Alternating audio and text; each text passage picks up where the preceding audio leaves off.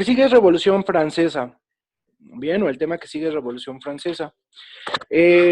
Para tratar, bueno, primero vamos a entender cuál era la situación de Francia, este, y el por qué se da esto de la Revolución Francesa. Bien, en Francia había esto que vamos a llamar los tres estados franceses o tres estados en Francia. El primer estado eran los nobles, el segundo estado era el clero y el tercer estado era la gente, el pueblo normal, la gente de, de pie, ¿no? Común y corriente. Y obviamente hasta arriba, encabezado, pues el rey. ¿Cómo estaba? Bueno, primero, en Francia, ya hablando del reino de Luis XVI, va a sufrir una, bueno, y recuerdas que hace rato habíamos mencionado a Luis XIV y Luis XV, que eran de los despotistas ilustrados, de que solo iban a dar al pueblo lo que ellos quisieran. Pues todo va a colapsar con Luis XVI. Luis XVI va a sufrir, o su mandato, su reinado va a sufrir una crisis económica. Bien, ¿por qué va a surgir esta crisis económica? Por lo siguiente, miren. El primer estado no paga impuestos, nada. El segundo estado menos, el clero al contrario recibe un impuesto, el diezmo. Y el tercer estado es el único que va a pagar impuestos. Nadie más pagaba impuestos más que el tercer estado. Entonces, pues, ¿qué es lo que va a ocasionar? Una crisis económica, bien. Porque nadie paga impuestos, solo esto, y por eso esta imagen, esta representa claramente cómo estaba Francia antes del estallido de la Revolución Francesa. Prácticamente el que cargaba a los otros dos poderes era el pueblo. Bien, va a venir un congreso. ¿Cómo se va a desarrollar esto de la Revolución Francesa? Va a venir esta imagen está muy padre. Esto va a ser la Asamblea de Estados Generales, o la Asamblea General se le conoce, donde van a participar, como ustedes ven, si ustedes ven, solamente participa el Senado, los nobles, el clero y obviamente el rey, ¿no? En esta asamblea de estados, repito, estados, va a haber dos asambleas. Esta es la primera, estados generales, ¿bien? La primera asamblea, donde van a decidir cómo salir de la crisis. Y pues lo lógico es, o era, que si primer estado y segundo estado no pagaran impuestos, pues que todos pagaran impuestos para poder salir de la crisis económica. A ellos se les ocurre que la forma de salir de la crisis económica es aumentando impuestos al tercer estado. No manchen, o sea, el tercer estado no tenía ni para comer ya, o sea, no tenía ya ni impuestos, no, o sea, no tenía ya ni para ellos mismos. ¿De dónde iban a sacar más impuestos para pagar al estado?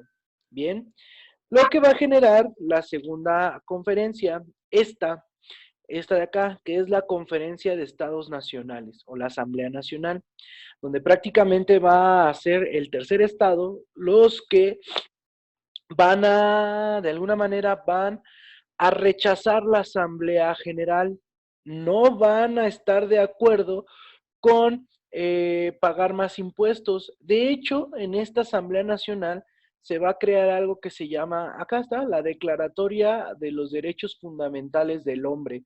Esta Declaratoria de los Derechos Fundamentales del Hombre es lo que va a anteceder a lo que hoy conocemos o lo que hoy en día se conoce como los derechos humanos. Bien, son derechos y obligaciones que deberían de tener todos los hombres. Entonces va de nuevo la Declaración de los Derechos Fundamentales del Hombre en esta Asamblea Nacional. Bien, en la Asamblea Nacional entonces rechazan la Asamblea General o la Asamblea de Estados Generales y ellos, el Estado no va a pagar más impuestos porque no hay de dónde. Bien. Sin embargo, bueno, aquí les puse esta. Luis XVI no le va a interesar la Asamblea Nacional y va a obligar al tercer estado a pagar impuestos, lo que va a generar entonces el estallido de la Revolución Francesa. Bien, Cuando Luis XVI impone, o sea, ya no por asamblea, sino por imposición, que el tercer estado debe de pagar más impuestos, el tercer estado desconoce el gobierno de Luis XVI, se lo desconoce totalmente, y toma las calles de París, dando inicio así a la Revolución Francesa. Esto que se ve aquí, o esta imagen que está acá, es un hecho simbólico, la toma de la Bastilla. ¿Cuál pastelero? Aquí no tiene nada que ver un pastelero. Lo que me estás diciendo es la guerra de los pasteles y es la primera intervención francesa en México por parte de los franceses. Muy bien, creo que te desviaste del lugar.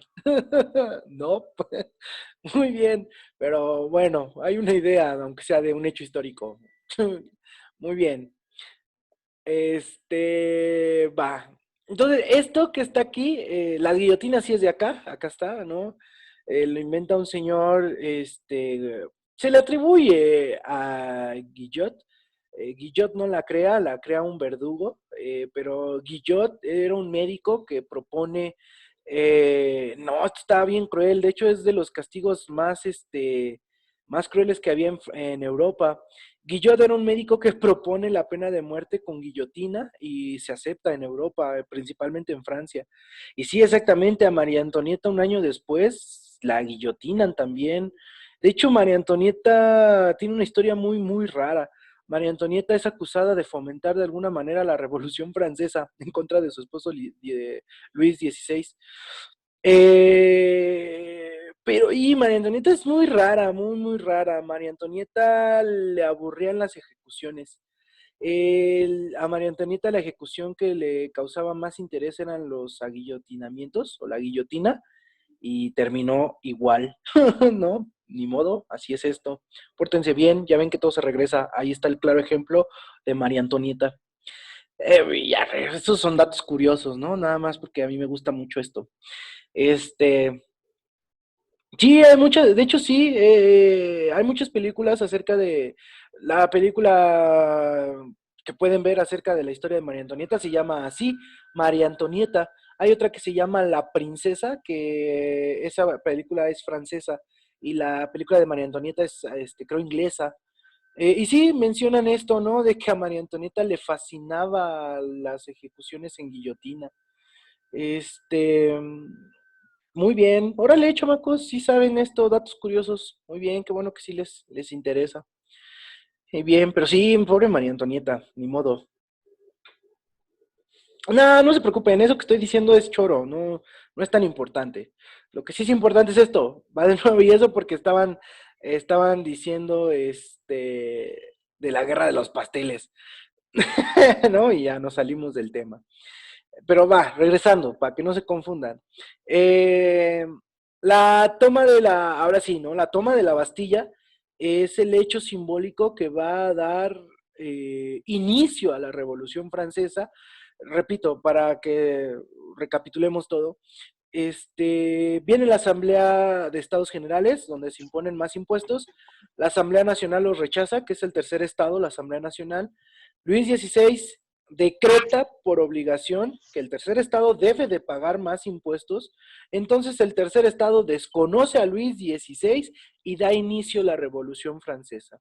Toman las calles de París y el hecho simbólico que da inicio a la Revolución Francesa es esto de la toma de la Bastilla. Bien, la Bastilla es o era una cárcel.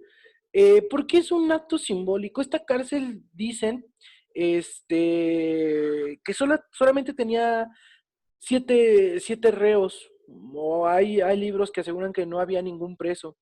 Pero ¿por qué es un acto simbólico? Le da un mensaje a Luis XVI de que él ya no tiene el control de gobernar. Ahora los que van a gobernar o los que van a tener decisión de las leyes es el pueblo, es decir, el tercer estado. El tercer estado, cuando inicia entonces la Revolución Francesa, destituye ya totalmente a Luis XVI, inclusive lo encarcelan junto con María Antonieta y lo llevan a juicio. En ese juicio, de hecho, viene algo que se llama una época del terror. Eh, donde hay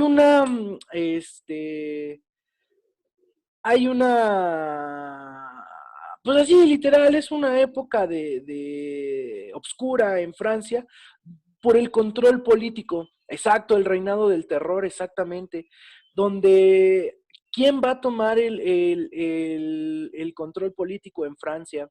Hay dos bandos, de hecho, un régimen por Robespierre, eh, que es muy conservador, de hecho, el gobierno de Robespierre, y un opositor, el principal opositor liberal en Francia, es un hombre que todos se saben su nombre, que es Napoleón, ¿no? El gran Napoleón. Bien, entonces esas eran los bandos que había en Francia una vez que el tercer estado toma el control en Francia. Eso se le conoce como la época del terror. Va a venir algo que se va a conocer como el directorio, que es la creación de una especie de senado, si quieres verlo así. Pues sí, como un consulado, no sé, donde al final de cuentas va a fomentar la soberanía. ¿Qué es esto de la soberanía? La división de poderes, ¿va? Muy bien. Ahora, bueno, ¿y cómo va a terminar la Revolución Francesa de alguna manera? Pues con la muerte de Luis XVI en la guillotina. Lo que estábamos comentando de María Antonieta, pues también un año después de que aguillotinan a Luis XVI, aguillotinan a María Antonieta, también acusada del antiguo régimen.